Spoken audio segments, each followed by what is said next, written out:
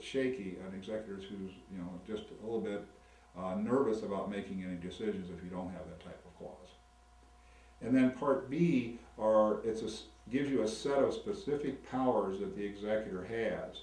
Now, over the years, I've learned that clients, when they read these powers, automatically think that they're going to happen. I mean, if the power's there, it must mean it's going to happen.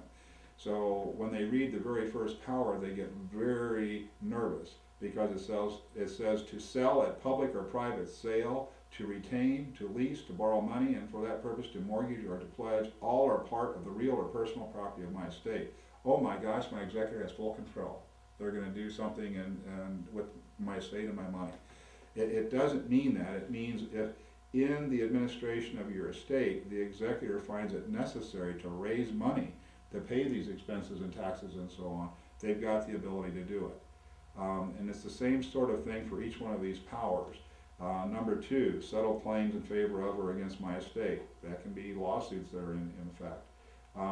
Again, make elections under the tax laws to distribute the property in cash or in kind. Distributing the property can be important, and you're saying if I have money, you can distribute that cash. If I have stocks and bonds, you can distribute the stocks and bonds. The stocks and bonds don't have to be sold and converted to cash. Land doesn't have to be sold and converted to cash. In other words, you can distribute exactly what I have. To sign deeds, contracts, mortgages, bills of sale, any of those things that are necessary to be able to distribute the property. To make investments, and you'll see all sorts of things that they can do.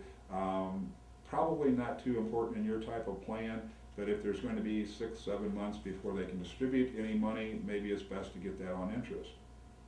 And number 7, to abandon or otherwise dispose of any asset where in the executor's discretion, their decision is going to cost more to maintain than its anticipated value. That's the goodwill donations, the church donations, or personal things that really don't have a lot of value. Nobody wants them, and the executor is just taking care of the estate and getting rid of things. So please keep in mind, none of these powers are going to be important if you have followed the advice and there's not any probate. As we close out the explanation of the documents, I'm going to remind you what Maury has said a couple of times. If you have simple changes in the documents, please call the office. You're going to talk to one of us or one of the paralegals, and those changes can probably be given to us over the phone. It's not necessary for you to come in until we've made those changes, and then you'll be coming in for a signing appointment. If, however, very important, if you have major changes, you've rethought a whole area of the plan, you have developed a lot of questions about various things that are going on in the document, please come in. We want to talk to you again. We want you to feel comfortable. We're not going to throw these documents at you and say, here, sign them, this is what you need. You have to feel comfortable. You have to understand it. We want to help you understand it. So thank you very much for your attention.